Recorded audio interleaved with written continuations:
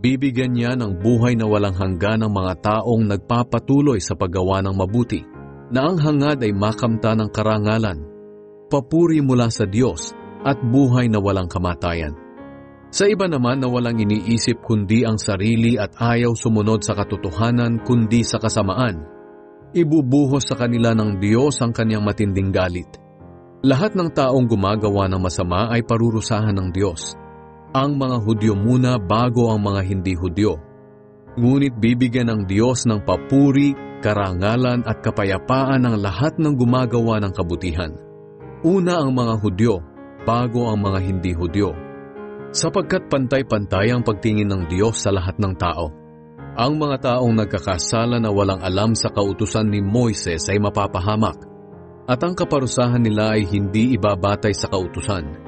Ang mga nakakaalam naman ng kautusan ni Moises pero patuloy na gumagawa ng kasamaan ay parurusahan na batay sa kautusan. Sapagkat hindi ang nakikinig sa kautusan ang itinuturing ng Diyos na matuwid, kundi ang tumutupad nito.